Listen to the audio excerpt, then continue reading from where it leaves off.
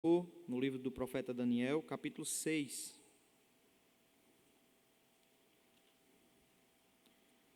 Livro do profeta Daniel, capítulo 6.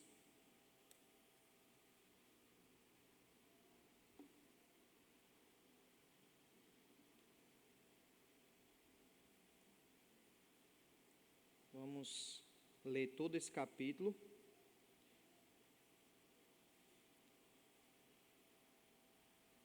Convido os irmãos a prestar atenção na leitura, para que nós possamos extrair o máximo possível de conteúdo do texto durante essa leitura.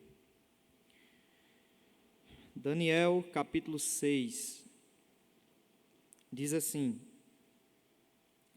Pareceu bem a Dario constituir sobre o reino a 120 sátrapas que estivessem por todo o reino, e sobre eles 3 presidentes, dos quais Daniel era um, aos quais estes sátrapas dessem conta, para que o rei não sofresse dano. Então, o mesmo Daniel se distinguiu destes presidentes e sátrapas, porque nele havia um espírito excelente, e o rei pensava em estabelecê-lo sobre todo o reino. Então, os presidentes e os sátrapas procuravam ocasião para acusar a Daniel a respeito do reino, mas não puderam achá-la, nem culpa alguma, porque era ele fiel, e não se achava nele nenhum erro, nem culpa. Disseram, pois, estes homens: nunca acharemos ocasião alguma para acusar este Daniel, se não a procurarmos contra ele na lei do seu Deus.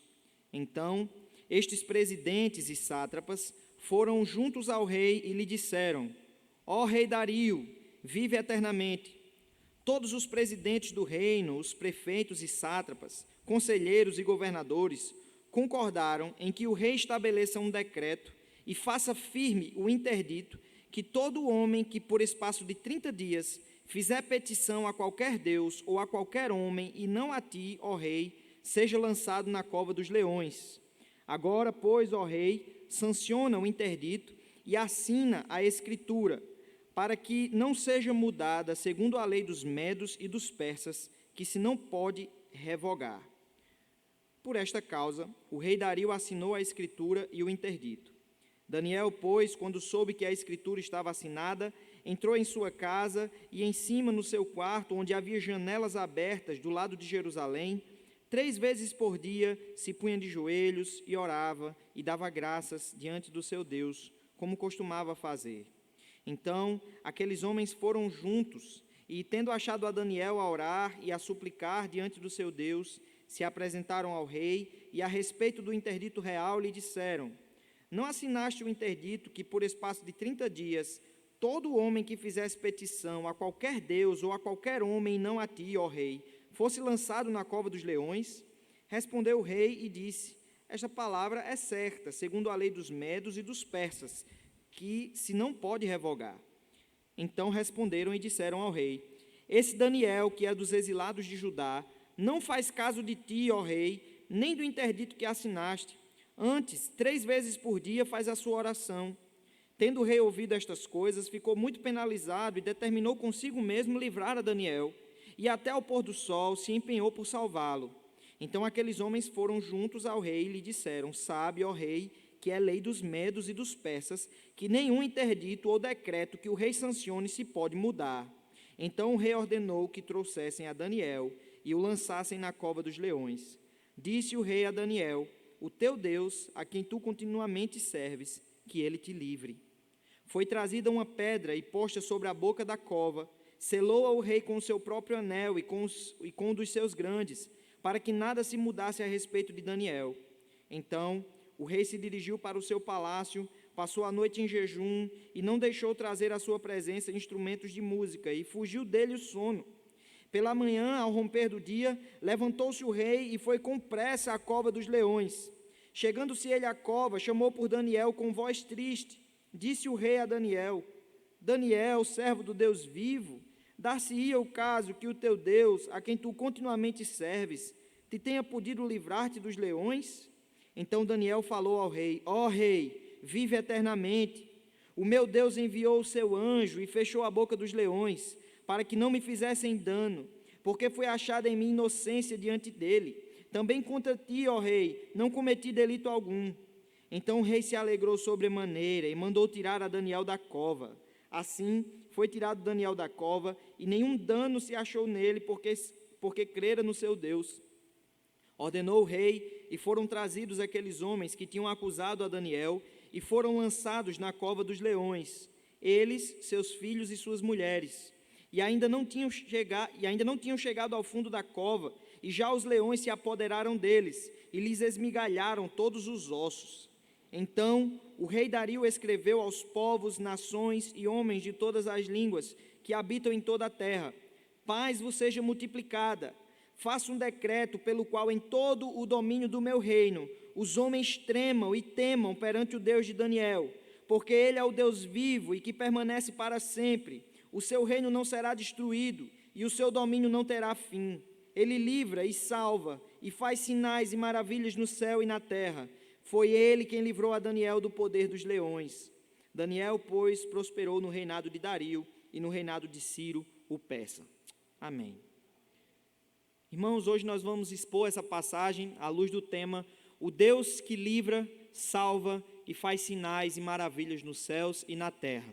E esse tema é simplesmente o versículo 27, a primeira parte do versículo 27. O Deus que livra, salva e faz sinais e maravilhas nos céus e na terra.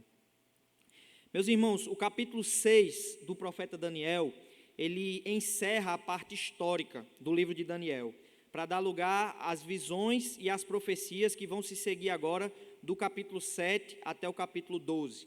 Vocês lembram que lá no início, na introdução ao livro de Daniel, nós vimos que esse livro ele pode ser dividido dessa forma. Do capítulo 1 ao 6, nós temos narrativas históricas, embora existam sim profecias, inclusive nesses capítulos, né? Nós temos o sonho de Nabucodonosor, que foi uma profecia acerca de um reino que viria. Você tem a visão ali, aquela mão que escreve na parede, algo que foi uma profecia que se cumpriu na destruição da Babilônia. Nós temos sim conteúdo profético, mas nesses primeiros 6 capítulos a ênfase é em narrativas históricas. Do capítulo 7 ao 12, que é a parte menos conhecida de Daniel, nós temos um tipo de literatura que ficou conhecida como literatura apocalíptica. E por que essa parte do livro de Daniel ela é tão desprezada? Pouca gente conhece essa segunda parte do livro de Daniel. Porque a literatura apocalíptica ela é cheia de símbolos, ela é cheia de coisas que são muitas vezes difíceis de compreender, se você não se utilizar de pressupostos de interpretação para você poder entender Daniel. É por esse motivo também que o livro de Apocalipse é tão desprezado.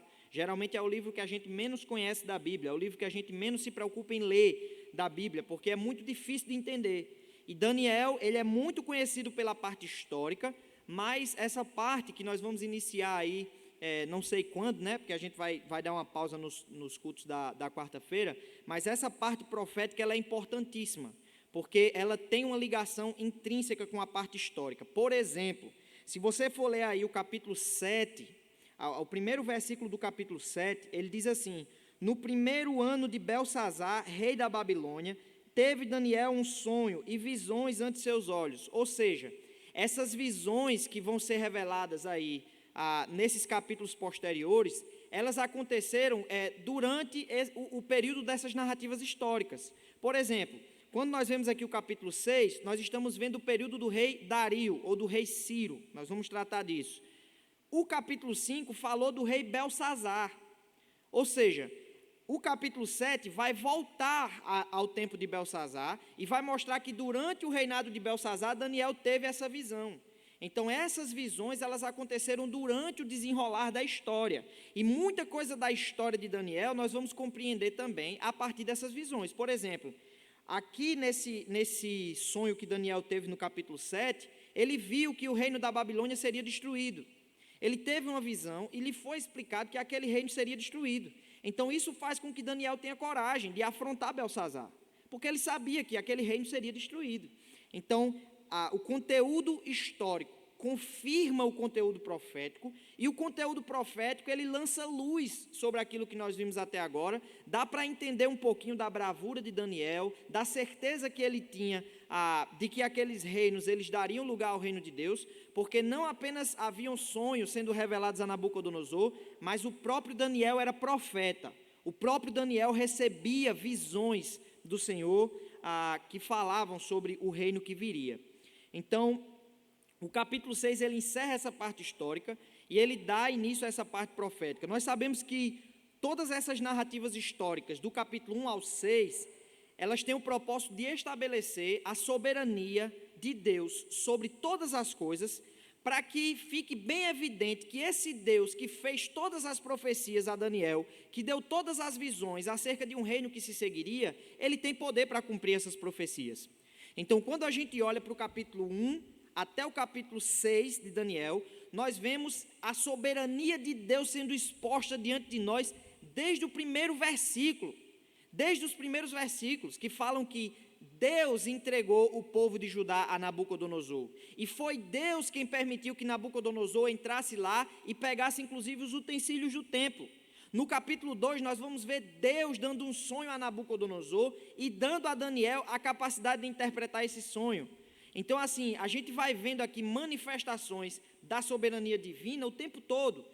Capítulo 3, o livramento de Sadraque, Mesaque e Abednego da fornalha. Embora o rei quisesse se impor ali como autoridade, tirar a vida daqueles jovens, ele percebeu que tinha uma autoridade acima dele. Capítulo 4, soberania de Deus mais uma vez. Nabucodonosor olha para a Babilônia, se orgulha, diz assim: olha só a Babilônia que eu construí. E aí Deus vai deixar ele louco, para que ele percebesse que o céu domina, que o Senhor, que o Altíssimo tem domínio sobre o reino dos homens e o dá a quem quer.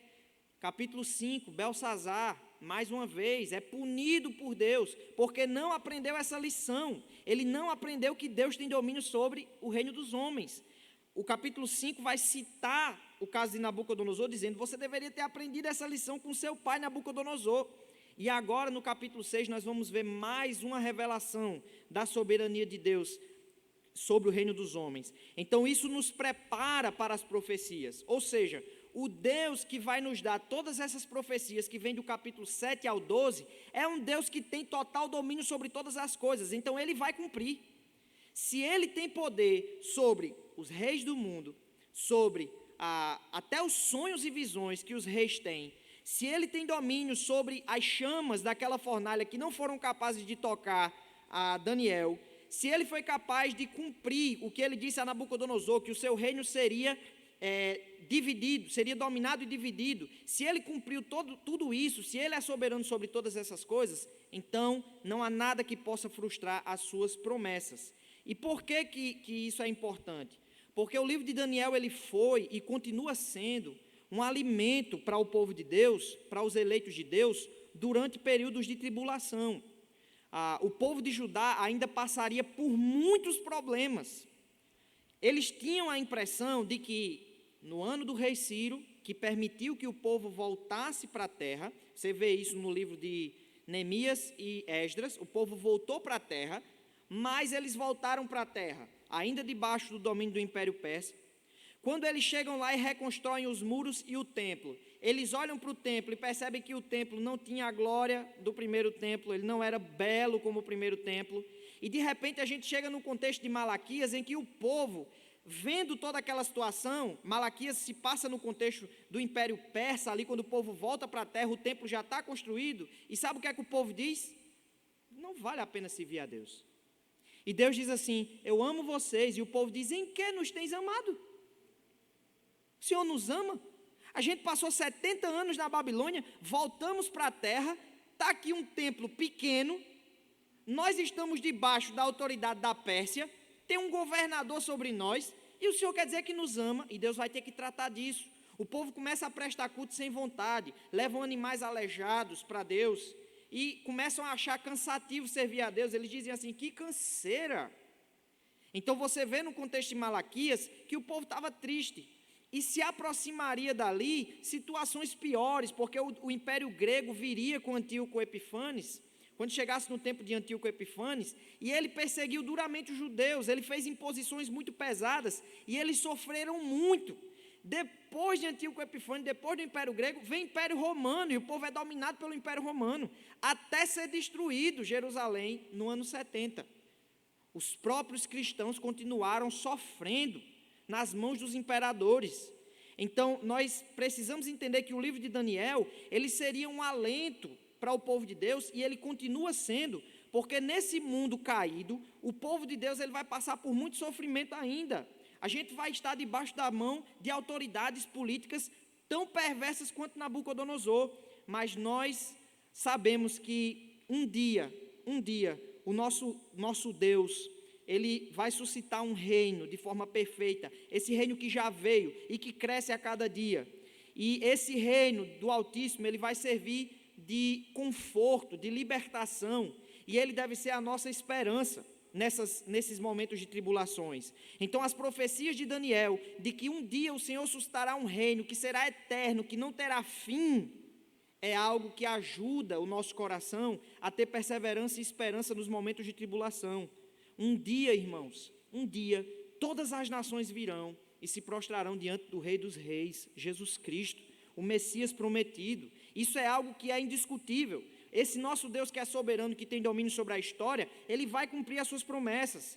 Todos os inimigos de Cristo, todos, Nabucodonosor, todo rei, déspota, toda autoridade que é inimiga de Deus, elas vão ser colocadas por estrado dos pés de Cristo, elas vão ser destruídas como um vaso de barro. Assim profetizou Davi acerca do Messias, acerca desse dia, quando ele disse: o Senhor disse ao meu Senhor, assenta-te à minha direita, até que eu ponha todos os teus inimigos por estrado dos teus pés. Nós sabemos que o nosso Senhor Jesus está agora assentado à direita do Pai nas alturas, e é Deus quem diz para ele: eu vou colocar todos os seus inimigos por estrado dos seus pés. Chegará esse dia. Então essa deve ser a nossa esperança. O livro de Daniel, ele foi escrito para que eu e você olhemos para essas profecias, olhemos para essa revelação da soberania de Deus, e para que quando nós olharmos para o mundo e para todos os problemas do mundo, nós não nos esqueçamos que apesar do sofrimento, existe um Deus que guia a história para um fim glorioso. E aqueles que permanecerem fiéis a Ele, irão desfrutar de um reino eterno, de glória, de justiça, que jamais terá fim. Amém? Antes de nós entrarmos para a exposição, como nós sempre fazemos, vamos abordar aqui alguns princípios gerais dessa passagem. O primeiro deles é que o Deus dos exilados de Judá, ele tem domínio não só sobre o seu povo, não só sobre Judá, ele não tem domínio só sobre os reinos do mundo, ele não só tem domínio sobre o coração dos reis, como ele tinha domínio sobre o coração de Nabucodonosor, mas ele também tem domínio sobre toda a criação. Nós vemos aqui que Deus tem domínio sobre o povo de Judá, ele tem domínio sobre todas as nações, ele tem domínio sobre os reinos dos homens, porque está lá no capítulo 2, ele dá a quem quer esse reino, ele criou uma sucessão de reinos. Ele tem domínio sobre o coração dos homens, porque ele fez com Nabucodonosor o que ele quis, mas ele também tem domínio sobre a criação. Ele tem domínio sobre as chamas de uma fornalha, para que elas não toquem nos seus escolhidos, e ele também tem domínio até mesmo sobre os animais irracionais, porque ele faz com que esses leões se tornem verdadeiros gatinhos diante de Daniel. Daniel estava ali dentro de uma cova, cheia de leão, voraz, morrendo de fome, e Deus, em sua soberania, consegue fazer com que Daniel não sofra qualquer dano. Então, veja que o que Daniel está revelando para nós aqui é que o nosso Deus, ele tem domínio sobre cada aspecto da história e da criação. Ele tem domínio sobre tudo e ele usa todas essas coisas para a sua glória, para a sua redenção, que será proporcionada no dia do Senhor Jesus Cristo, quando todas as coisas serão restauradas segundo a vontade do Senhor. Portanto, nosso Deus é o supremo autor da história, é aquilo que está sendo revelado aqui. O segundo princípio geral dessa passagem é que o Deus dos exilados de Judá, ele é poderoso para livrar o seu povo das piores condições possíveis. Sendo assim, meus irmãos, é certo que haverá um livramento final do seu povo eleito, de todos os perigos e sofrimentos desse mundo, no estabelecimento de um reino de justiça que não terá fim. Esse livramento de Daniel aqui, ele nos mostra que o nosso Deus, ele tem poder para livrar o seu povo de qualquer situação. A igreja nunca pode olhar para qualquer situação e dizer: ah, não tem mais jeito, nós vamos ficar para sempre nessa condição. Não, nós nunca podemos pensar assim, porque o nosso Deus, Ele é poderoso para nos livrar de qualquer situação, de qualquer uma, basta que Ele queira. E muitas vezes nós perdemos essa confiança em Deus, e perdemos aquilo que o centurião, nem era do povo de Deus, nem fazia parte do povo judeu, mas ele olha para Jesus e diz: Senhor, eu tenho autoridade, e eu digo a um servo, vai, e ele vai, e eu digo a outro servo, faça isso, e ele faz. Eu sei que com uma só palavra o Senhor pode ordenar, e o meu servo ficará curado. E Jesus diz: nem mesmo em Israel eu achei fé como essa. Porque aquele homem sabia: meu Senhor, o Senhor não precisa ir na minha casa, o Senhor não precisa colocar a mão no meu servo, eu nem sou digno de te receber, mas eu sei que se o Senhor disser uma só palavra, o Senhor é capaz de curar o meu servo. Aquele centurião sabia que aquele mesmo homem que estava diante dele, era aquele que no princípio disse: haja luz, e houve luz. Então, com uma só palavra, o nosso Deus, Ele é capaz de mudar qualquer situação. Ele é capaz de nos livrar de qualquer catástrofe, de qualquer pandemia, seja lá do que for. Ele tem domínio sobre todas as coisas, e o seu povo não pode perder essa fé na soberania do Altíssimo.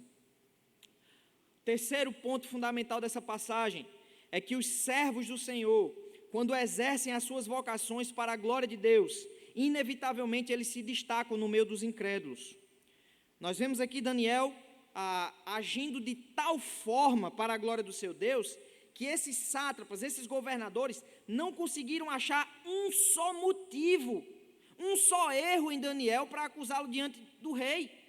E Daniel não fazia isso para agradar o rei, Daniel fazia isso para agradar a Deus, ele fazia para a glória de Deus. Lá no capítulo 1 nós vemos que quando o rei tentou dar um banquete para fazer com que Daniel se sentisse amado, Daniel disse: não, eu não vou participar desse banquete, porque antes de ter lealdade ao rei, Daniel tinha lealdade ao seu Deus, e tendo lealdade ao seu Deus, ele era o melhor dentre os servos do rei da Babilônia. Ele é aquele que mais se destacou, ele é aquele que os sátrapas olham para ele, tentam encontrar motivo para acusá-lo e dizem: não há um só motivo nesse homem, só tem uma forma da gente pegar ele, é na religião dele. Porque se a gente for procurar um erro, uma traição ao rei, alguma ineficiência nele, a gente não vai conseguir encontrar. Porque Daniel fazia para a glória de Deus. O alvo de todos os servos do Altíssimo deve ser oferecer o melhor de si mesmos em tudo que fizerem para a glória de Cristo. E quando um crente ele age dessa forma, esteja onde estiver, ele se destaca. Aonde ele estiver, ele se destaca. Então, na faculdade, no trabalho, seja lá onde for, se você tiver no seu coração o desejo de ser o melhor para a glória de Deus, você vai se destacar. As pessoas vão perceber que tem alguma coisa bem diferente em você, porque você não faz meramente para agradar a homens. A quarta aplicação, o quarto princípio geral: a vida de santidade dos servos de Deus, demonstrada por seu esforço e pelo seu superior desempenho em todas as áreas da vida, ela vai suscitar inevitavelmente inimigos movidos por inveja. Então é óbvio, você vai se destacar, você vai ser visto, as pessoas vão perceber que há uma coisa muito diferente em você, que faz com que você se esforce mais, com que você tenha mais capacidade, mas isso vai levantar não só admiração, mas também vai levantar inveja. Vai se levantar gente ao seu redor que vai ficar com inveja e vão se tornar seus inimigos, vão querer lhe destruir, vão criar estratégias, e você, como um servo de Deus, precisa estar preparado para isso. Você não pode esperar somente aplausos, você não pode esperar a aprovação do mundo. Se você faz para a glória de Deus, não espere colher frutos nesse mundo, porque provavelmente você vai ter bons frutos, mas também vão ter inimigos se levantando contra você. A quinta e penúltima verdade importante desse texto é que não é lícito, não nos é permitido negociar as nossas obrigações diárias em nosso relacionamento com Deus por qualquer outra coisa desse mundo, mesmo que isso nos custe a própria vida. O compromisso do crente com os meios de graça, que são oração, meditação na palavra, comunhão com os irmãos, o desfrutar dos sacramentos, isso é tão essencial que não deve ser negociado nem mesmo sob a pena de morte. A igreja não pode deixar de cumprir com seus deveres para com o Senhor, com os mandamentos que o Senhor estabeleceu na Escritura, nem mesmo que nós sejamos ameaçados de morte. Talvez você olhe para esse texto e diga: nossa, esse rei é muito rigoroso, esse rei faz um decreto pesado. Não, a única pessoa rigorosa aqui é Daniel, porque ele poderia ter dito: está certo, é por um dia, né, que não vamos orar, pronto, eu não vou orar hoje, eu vou passar esse tempinho aqui sem orar, não vai fazer diferença nenhuma na minha vida. E afinal de contas, é uma situação extraordinária. Por quê? Porque o rei disse que vai matar e vai jogar na cova do leão. Então, Deus não vai exigir de mim que eu sacrifique. Não. Daniel diz assim: pode matar, mas eu vou orar. Pode matar, mas antes de ter um compromisso com qualquer rei, com qualquer autoridade, com qualquer pessoa e figura humana, eu tenho um compromisso com o meu Deus. Ele mandou eu orar e eu vou orar. Eu vou buscar Ele em oração. Eu tenho um compromisso diário com o meu Deus. Meus irmãos, como isso é diferente de nós. É aquilo que Daniel diz na oração no capítulo 9. A nós pertence o corar de vergonha diante de Deus, mas diante de Daniel também. Diante de Daniel, nós coramos de vergonha. Porque a gente vê um homem escravo que se destacou, que teve revelações extraordinárias de Deus, coisas que eu e você nunca vamos ter. Daniel viu coisas, ele teve experiências com Deus que eu e você nunca vamos ter. Daniel recebeu, no capítulo 9, uma palavra da parte de Deus, que eu e você talvez nunca ouvimos diretamente. Deus disse assim: Daniel, saiba que você é muito amado no céu. Já pensou você ouvir isso? Você é um homem muito amado, Daniel. E esse homem poderia ter dito: para que eu vou orar? Para que eu vou orar 3 vezes todo dia, se eu já tenho certeza de que Deus me ama, se eu já tive tantas visões, se eu já tive tanta revelação do amor dele por mim? Ele poderia ter relaxado, mas não. Isso faz com que ele busque ainda mais. Ele é perseverante em buscar o Senhor. Enquanto que nós, meus irmãos, muitos de nós hoje em dia, nunca tivemos nenhuma oração respondida na hora. Eu fiz essa pergunta lá na congregação de Pé do Galo, e eu disse assim: irmãos, Deus não é obrigado a fazer milagres no nosso meio não, mas Ele faz. Quantos de vocês aqui já fizeram uma oração e Deus respondeu na hora? Quantos de vocês já viram um milagre acontecer? A mão de Deus agindo de forma sobrenatural. Você fazer uma oração e Deus responder na hora. Você não ter dúvidas, foi a minha oração, foi Deus que respondeu. Muitos de nós nunca tivemos essa experiência e não estamos minimamente preocupados em buscar o Senhor. Então isso é motivo para a nossa vergonha. Isso é motivo para a gente se perguntar: será que nós estamos negociando a nossa comunhão com o Senhor por alguma coisa que nós consideremos mais valiosa? O sexto princípio geral, o livramento de Daniel, ele é apenas um reflexo do maior de todos os livramentos que o Senhor Deus nos proporcionou por meio do seu Filho Jesus. Existe um leão espiritual que anda ao nosso derredor procurando alguém para devorar.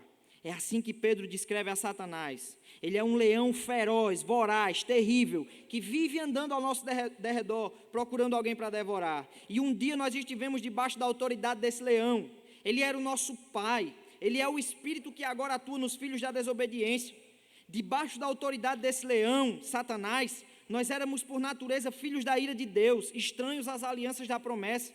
Nós vivíamos sem esperança e sem Deus no mundo, mas Deus nos libertou da cova desse terrível leão, por meio de um leão mais forte, o leão da tribo de Judá, Cristo Jesus, aquele que foi capaz de vencer esse leão voraz, mesmo tendo passado 40 dias de fome no deserto. Ele brigou com esse leão e botou ele para correr, mesmo num estado de fraqueza.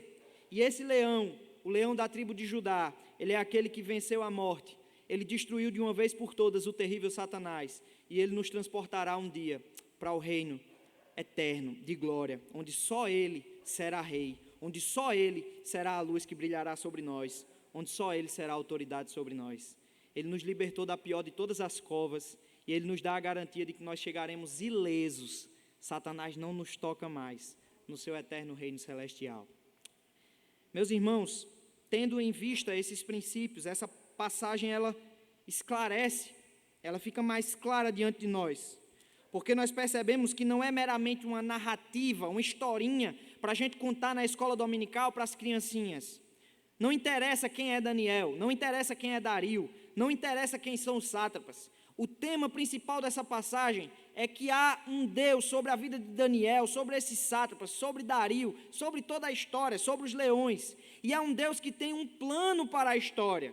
Nós não estamos nesse mundo vagando como um barco à deriva, mas nós temos um Deus que guia todas as coisas. Ele é soberano sobre todas as coisas. As suas decisões, os seus decretos, que Ele fez desde toda a eternidade, se cumprirão inevitavelmente. E não há ninguém que possa frustrar os planos do Senhor. Nós vemos aqui que Dario, e esse personagem aqui, Dario, existem algumas discussões com relação a ele, porque nós não temos na arqueologia nenhum registro de um rei da Pérsia chamado Dario.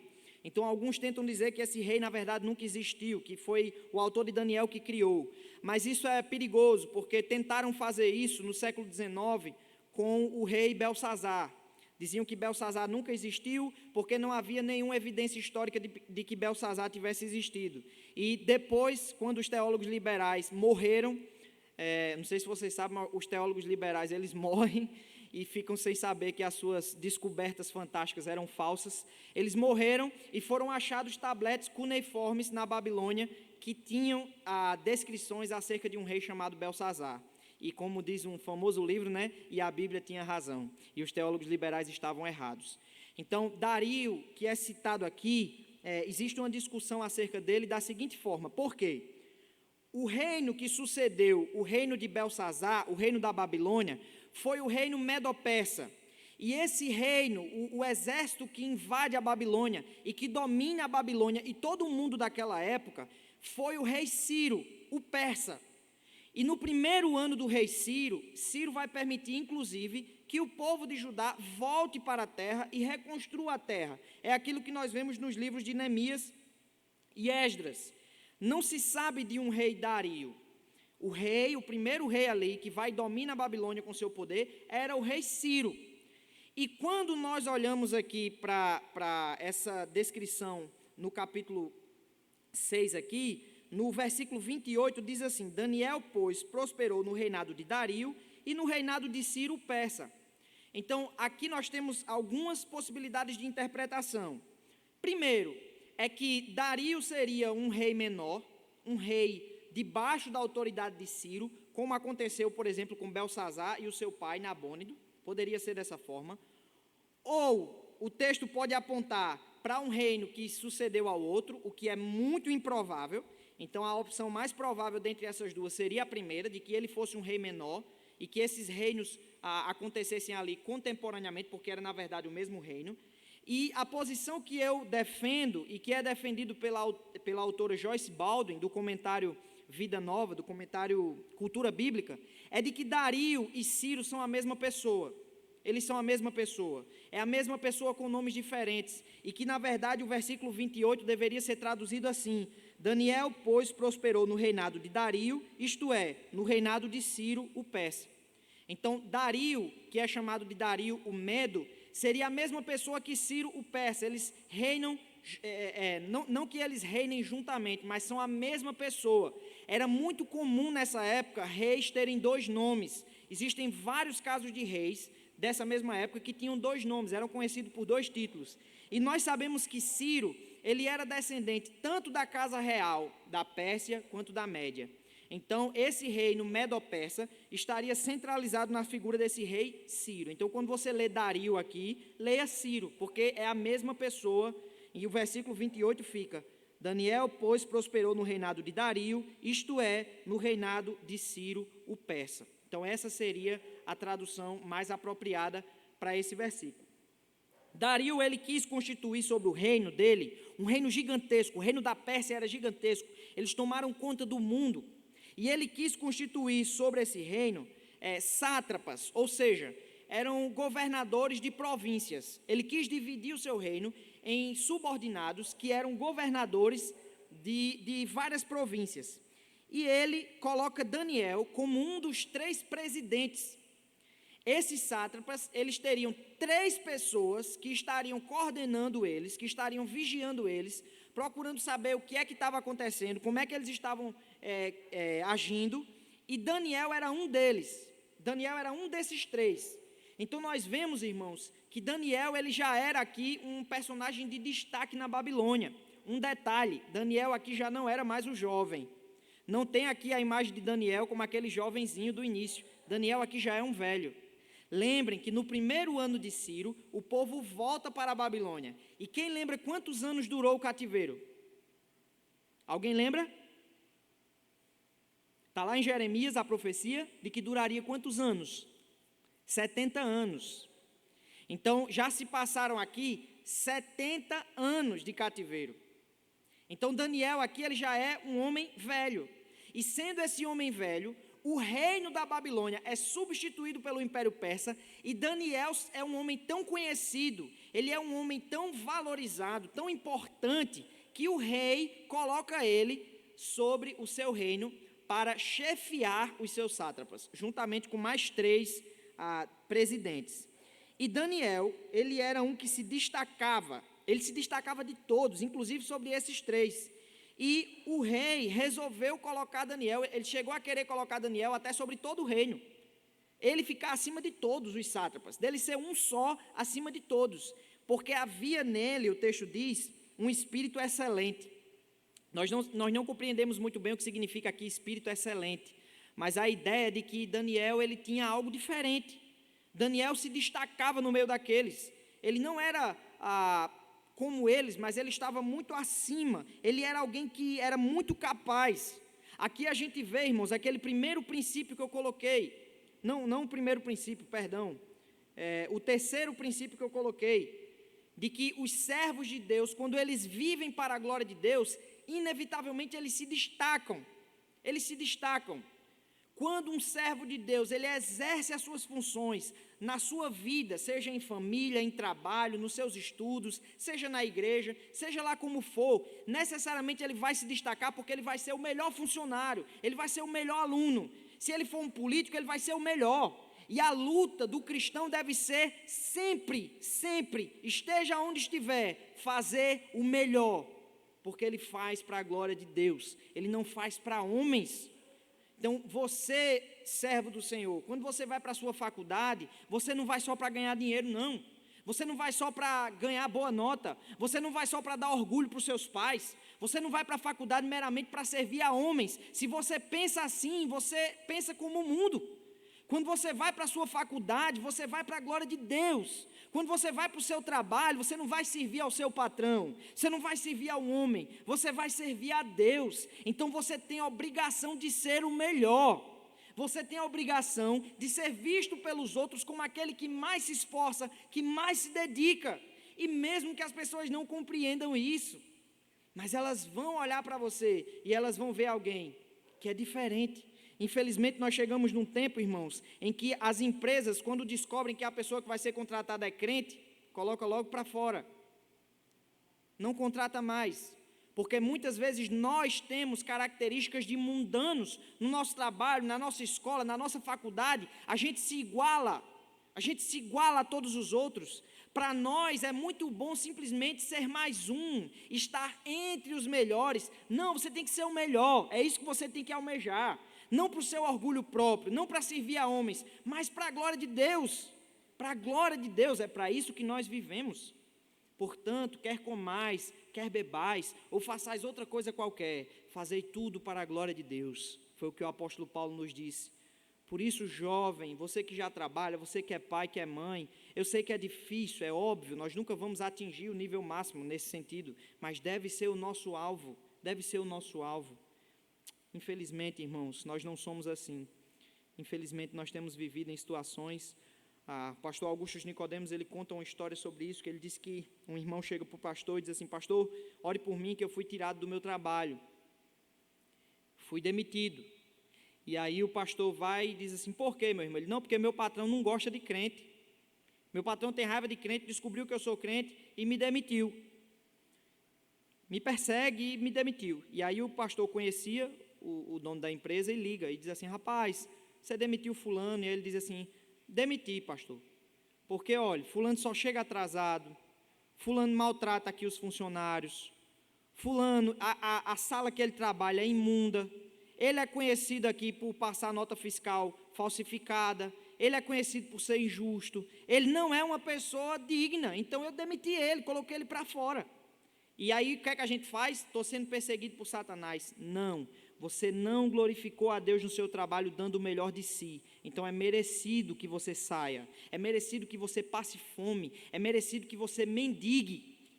Provérbios diz que o preguiçoso, ele deve mendigar. O preguiçoso, a pobreza dele vai surpreender ele. E muitas vezes a gente vê gente na igreja que está passando dificuldade, que está cheio de problema, e fica orando, vindo atrás de emprego, atrás de estudo, mas é porque é preguiçoso, não busca dar o melhor de si naquilo para que foi chamado. E se você é uma dessas pessoas, meu irmão, que você passe fome para a glória de Deus, que você morra de fome, que a sua pobreza lhe encontre, porque Deus não merece esse tipo de adoração. Pelo contrário, culto é quando em todas as áreas da nossa vida nós fazemos o melhor, nós nos esforçamos o máximo que podemos para a honra e para a glória dele. Foi isso que fez Daniel e ele se destaca. Olha só para a continuação do texto. Os presidentes, os sátrapas, procuraram uma ocasião para acusar Daniel a respeito do reino, mas não puderam achá-la, nem culpa alguma, porque ele era fiel e não se achava nele nenhum erro nem culpa. Isso não significa que ele não tinha um pecado. Aqueles homens não estavam preocupados com o pecado, eles nem conheciam a Deus. Mas é que ele não tinha qualquer tipo de erro nas funções para as quais o rei designou ele. Ele nunca foi pego falando mal do patrão. Daniel nunca foi pego falando mal do rei, mesmo o rei sendo um miserável, como muitas vezes crente faz. Fala mal das autoridades, do patrão, xinga, maltrata. Daniel nunca foi pego fazendo isso, então não tinha argumento para ele. Ele nunca foi pego descumprindo um horário, ele nunca foi pego descumprindo uma ordem do rei. Pelo contrário, aqueles homens disseram: vamos estudar a vida dele para a gente destruir Daniel. Não encontraram um só motivo.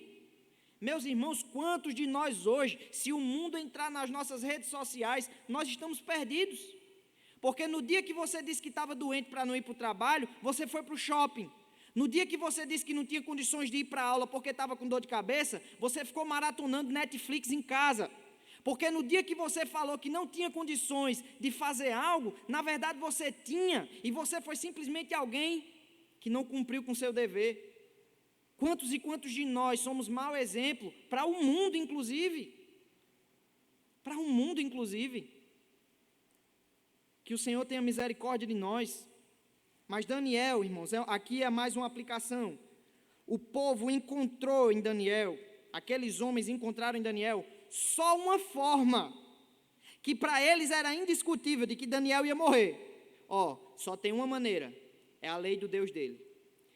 Se a gente encontrar algum motivo da lei dos Deus dele, ele morre. Sabe por quê? Porque Daniel nunca vai descumprir a lei do Deus dele. Quantos e quantos dos seus parentes poderiam dizer isso de você? Rapaz, não marque nada no domingo não, que fulano ele vai para a igreja, domingo é o dia do Senhor. Você pode fazer o que for, ele não vai descumprir. Ele não vai, eu sei o que eu estou dizendo, ele não vai descumprir, meu amigo. É dia do Senhor. É assim que nós somos? Que nada, no primeiro compromissozinho que aparece para a gente jogar a bola, a gente vai. Mas Daniel, aqueles homens sabiam, ele não vai descumprir, eu conheço ele. Ele é tão fiel ao Deus dele, que se a gente pegar ele na lei, já sei. Daniel ora todo dia, 3 vezes ao dia. Vamos fazer o seguinte, vamos falar com o rei, vamos mexer com o orgulho do rei, vamos dizer assim: rei, estabeleça aí um decreto que proíba qualquer homem de se prostrar, de orar a qualquer Deus, senão ao rei. Faça esse decreto. E aí o rei, todo cheio de orgulho, quer dizer que durante 30 dias, ninguém vai poder fazer oração a nenhum rei, ninguém vai poder fazer súplica a nenhum rei, só a mim, então eu vou ser visto como um Deus. Pode estabelecer esse decreto aí que é bom, vá.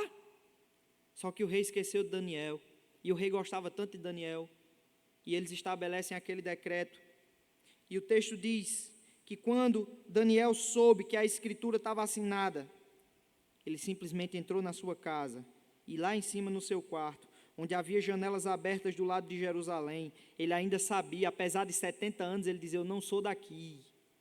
70 anos, Daniel diz assim: minha cidade é lá. Minha cidade é no meio do povo de Deus. Minha cidade é a terra santa, é aquela que o Senhor separou para a habitação do seu povo, e eu vou orar direcionado para lá, porque lá é o lugar que Deus habita. É óbvio que nós sabemos que Deus não habita em lugares específicos, mas havia todo um significado ali, como quando Salomão disse: Senhor, quando o teu povo for levado para outra nação, e ele orar estendendo as mãos para esse templo, atenda a sua oração. Lembram dessa oração de Salomão na construção do templo? Daniel está virado para Jerusalém, orando. Ele não quer saber que ele está ali correndo risco de vida. Ele ora, ele tem um compromisso com o seu Deus. Meus irmãos, quantos de nós negociamos os nossos compromissos com o nosso Deus por causa de coisas muito pequenas, muito menores do que a nossa própria vida? Quantos de vocês aqui oram e leem a Bíblia todos os dias? Todos os dias, pelo menos uma vez. Daniel orava 3 vezes, mas quantos de vocês aqui oram e leem a palavra do Senhor todos os dias, como um compromisso diário de relacionamento com seu Deus? Muito pelo contrário, irmãos, nós temos poucas ocasiões em que nos reunimos aqui na igreja para cultuar a Deus, e não tenha dúvida, muitos dos irmãos que poderiam estar aqui agora, estão trocando esse momento por coisas de valor muito inferior, muito inferior.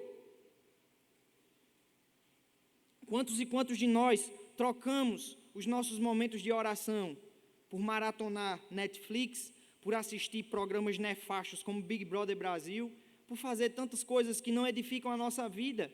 E eu sei que é uma batalha, por isso que a Escritura, sempre que nos ordena a orar, quase sempre diz assim: perseverem na oração. Ou seja, é uma batalha, é exigido esforço, mas nós nunca seremos perseverantes na oração se nós não tivermos essa visão. Acima do meu compromisso com qualquer pessoa, ideologia política, com qualquer coisa, eu tenho um compromisso com o meu Deus, e ninguém será capaz de me proibir de fazer aquilo que o meu Deus exige que eu faça.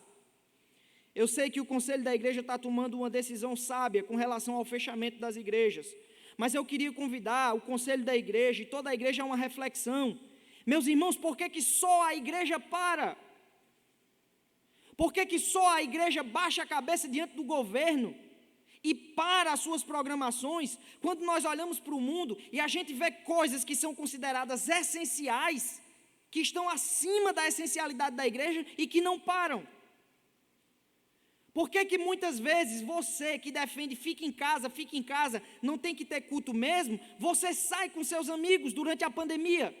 Eu vejo muitos, inclusive aqui da igreja, que defendem fique em casa, e que dizem: vamos orar, para que o Senhor traga tempo de refrigério, tem que fechar a igreja mesmo, mas que saem com outros amigos, estão ali juntos, muitas vezes fazendo coisas que não edificam, mas a igreja nós queremos que pare. Quantos e quantos de nós defendemos que a igreja deve parar com seus cultos, mesmo com todo cuidado? Olha aqui, a gente separado, usando máscara, álcool gel ali na frente. Defende, tem que parar. Mas quando o seu trabalho volta e diz a você: se você não vier para o trabalho, você não vai receber seu salário, você vai. Quer dizer, existem coisas que nós priorizamos, coisas que nós dizemos: não, isso aqui não pode parar porque é essencial. Não há nada mais essencial, irmãos, do que a comunhão dos santos. Não há nada mais essencial do que nós estarmos aqui reunidos com a presença do Senhor no meio de nós. É óbvio, tomando todos os cuidados possíveis, da melhor forma possível. Mas será que nós, quando tomamos estas decisões, nós não estamos nos rendendo a um povo, a um governo que simplesmente se opõe ao Senhor? Será que isso não é óbvio? Quando os próprios governantes que dizem fique em casa, são vistos em praia, são vistos em lazeres, são vistos em aglomerações? Então eu entendo a decisão do nosso conselho, está agindo corretamente, tem que parar mesmo, tem que refletir, mas nós precisamos nos perguntar sempre isso: será que eu não quero ir para a igreja porque realmente eu estou preocupado com vidas, ou porque eu considero outras coisas mais importantes do que o Senhor? Essa deve ser uma pergunta que deve estar no nosso coração. Daniel ora, ele não negocia. Desenrolado o texto, os irmãos conhecem. O rei fica triste porque vão acusar Daniel, e o rei faz de tudo para salvar Daniel. O rei fica triste, não, e até o pôr do sol o rei tenta salvar, e aqueles homens dizem: não, tem que ser hoje mesmo, porque a lei dos medos e dos persas não pode mudar. E a ênfase desse texto aqui é: a lei não pode mudar. Se você vê a repetição do texto, é isso. Eles repetem: ei, rei, a lei não pode mudar. A lei dos medos e dos persas não mudam. Só quando a gente vê o final do texto, a lei mudou. E a lei que dizia que não se devia fazer a oração durante 30 dias, é agora a lei que diz que todo joelho deve se dobrar diante do rei Daniel, porque ele tem poder para mudar a lei dos homens. Ele tem poder, mesmo que saia qualquer decreto, mesmo que um político decida, mesmo que seja ordenado qualquer coisa, com uma só palavra o nosso Deus muda qualquer lei, qualquer decreto, porque afinal de contas os decretos dele estão acima de qualquer decreto humano. Daniel é lançado na cova dos leões, o rei muito triste. Aqui a gente vê, irmãos, o rei orando por Daniel. Daniel, que o teu Deus te livre. Aquele homem era tão importante que o próprio rei estava triste. O rei não o tratou como só mais um, mas o próprio rei diz: Daniel, que o teu Deus te livre. O texto diz que o rei ficou sem dormir. O rei passou a noite em claro, não quis comer, jejuou, não quis saber de música para animar ele. Ele ficou triste. Quando amanhece o dia, ele corre e ele chega lá e com a voz triste, ele diz assim: Daniel, será que o teu Deus não te livrou? E Daniel diz assim: ó rei Dario, vive eternamente. Ele responde lá de dentro. E ele diz assim: o meu Deus enviou o seu anjo e fechou a boca aos leões, para que não me fizessem dano, porque foi achada em mim inocência diante dele. Também contra ti, ó rei, não cometi delito algum. Então o rei se alegrou sobremaneira, tirou Daniel daquela cova e mandou que fossem jogados os homens. E para que ninguém diga assim: é porque o leão era manso, estava doente. O texto diz que antes daqueles homens caírem na cova, os leões já pularam em cima e já despedaçaram. Já despedaçaram. E aí o texto termina com o interdito do rei, um novo decreto, onde o rei diz assim: a todos os povos, nações e homens de todas as línguas que habitam em toda a terra, paz vos seja multiplicada. Faça um decreto pelo qual em todo o domínio do meu reino os homens tremam e temam perante o Deus de Daniel, porque ele é o Deus vivo e que permanece para sempre. O seu reino não será destruído e o seu domínio não terá fim. Ele livra e salva e faz sinais e maravilhas no céu e na terra. Foi ele quem livrou a Daniel do poder dos leões. Daniel, pois, prosperou no reinado de Dario e no reinado de Ciro, o persa.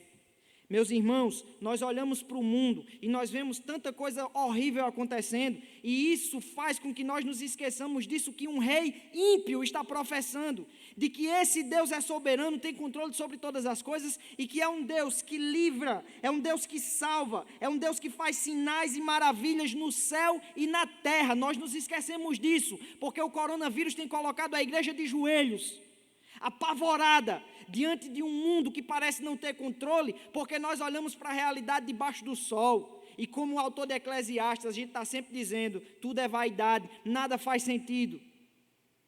Não, tudo faz sentido, tudo faz sentido, e cada nódoa, cada mancha escura, como diz Estênio, nessa história, é simplesmente um elemento dessa obra de arte grandiosa que Deus está fazendo, que um dia a gente vai passar a eternidade inteira de boca aberta contemplando aquilo que Ele fez.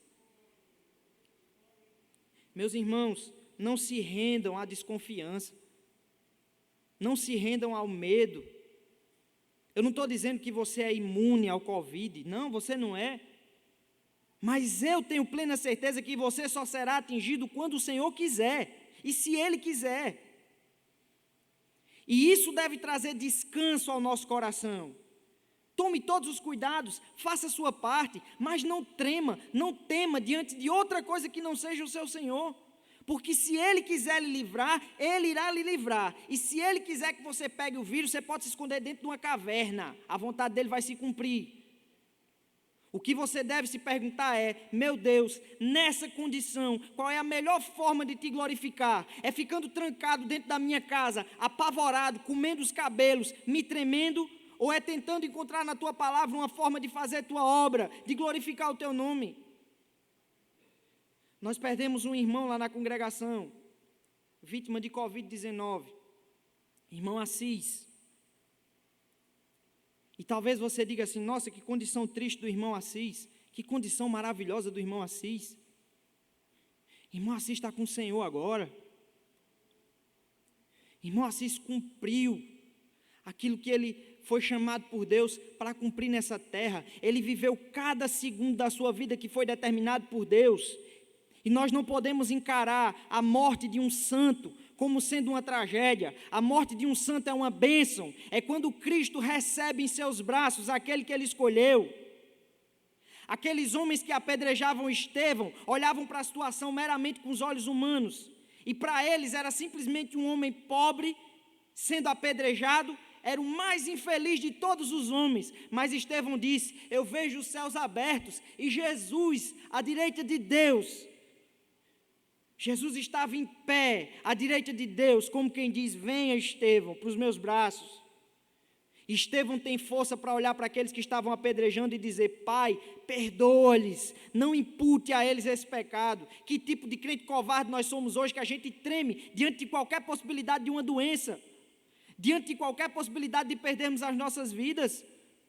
Vocês acham que nós somos desse mundo? Não.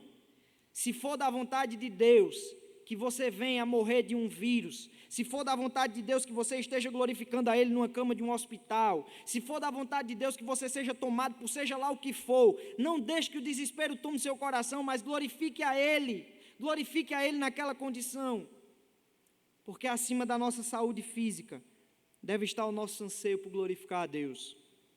Eu concluo falando sobre o testemunho de uma irmã, a filha do irmão Assis, que também foi internada com Covid. E ela estava lá internada, e quando a gente foi visitar a irmã Socorro, a esposa do irmão Assis, ela falou que quando ela estava lá, ela ficava lendo a palavra naquele leito de hospital, e cantando louvores ali. E ela disse que tinha um senhorzinho do lado dela, que estava ali, caladinho, não falava nada. E chegou o dia dela receber a alta. E ela disse que naquele dia dela receber alta, que ela foi saindo, o senhorzinho chamou ela e começou a chorar. E ela falou, o que foi? O que é que o senhor tem? E ele disse assim, eu quero saber quem é que vai me trazer alegria agora. Porque você me via caladinho aqui do seu lado, mas a força que eu tinha todo dia para continuar, era ouvir você lendo a palavra e ouvir os cânticos que você estava cantando, era isso que me dava alegria e ânimo enquanto eu estava aqui. E aí a irmã foi e disse assim, olha, essa Bíblia aqui não foi eu que criei não, eu não estava falando a minha palavra, eu não estava cantando os meus hinos não, está tudo aqui, ó, eu vou deixar com você, e você vai ter a mesma esperança, você vai ter o mesmo ânimo, você vai ter o mesmo remédio, se você durante o período que você estiver aqui, se debruçar sobre esse livro. E ela disse que ele agarrou aquela Bíblia com um amor tão grande, com uma alegria tão grande, disse assim, pode ter certeza que todo dia eu vou ler. Aos olhos humanos, era simplesmente uma irmã sendo enviada para um hospital com Covid-19 como uma pessoa sem esperança nenhuma. Mas aos olhos de Deus era uma missionária, sendo enviada no meio da dor, para o meio de um hospital, para libertar uma alma do inferno. É isso que nós devemos crer. Enquanto você fica trancado dentro de casa, preservando a sua saúde, tem gente morrendo, tem gente pobre, que muitas vezes é expulso da empresa, perdeu o seu emprego e que não tem condições de ficar em casa e fica lá passando fome. E você poderia se arriscar um pouquinho sim, para fazer o bem a alguém. Eu contraí o vírus no início da pandemia. Fizemos o exame, o meu deu positivo. E até hoje alguns me julgam, não, você contraiu o vírus. Contraiu o vírus. Porque lá na comunidade onde eu sou missionário, eu sei que tem pessoas que precisam de emprego e que durante o início da pandemia as empresas colocaram para fora. Gente que estava passando necessidade. E quando eu fui atrás, eu descobri pessoas da própria igreja que estavam passando necessidade. E seria muito cômodo para mim, que tenho uma esposa e uma filhinha pequena, ficar trancado dentro de casa protegendo a minha vida, enquanto as pessoas morriam de fome ao meu redor, enquanto as pessoas estavam sem esperança ao meu redor. Foi quando a igreja se reuniu, alguns irmãos aqui de Pirangi fizeram doações, e toda semana eu, juntamente com o diácono Edinho, lá da igreja que foi eleito, ainda não era nem diácono, pegava o carro, a gente ia na Ceasa, comprava fardo de alimento e saímos distribuindo nas casas. Aí eu pergunto a você, O que seria fazer a vontade de Deus? Ficar trancado dentro de casa de uma forma extremamente egoísta, enquanto o mundo inteiro ao meu redor carecia do Evangelho, carecia do amor de Cristo sendo refletido através de mim? Ou seria simplesmente dizer, Senhor, há muito trabalho a ser feito, por favor me livre, eu vou fazer o melhor possível, livre a minha família desse vírus, eu estou debaixo da tua vontade, mas não me deixa parar de fazer tua obra. Não me deixa parar de ser usado como um servo teu, com medo. A igreja nunca parou quando foi acusada. A igreja nunca parou quando correu risco de morte. Muito pior do que Covid-19 era Nero, que pendurava os cristãos em cepo de madeira, enrolava cordas, untava com óleo e tocava fogo para iluminar as ruas de Roma. Isso é pior do que coronavírus? Com certeza é. E é por causa desses homens e mulheres de Deus que morreram nessa condição que você está aqui hoje. Então tenha muito cuidado quando você cruza os braços diante das autoridades, diante de qualquer pessoa.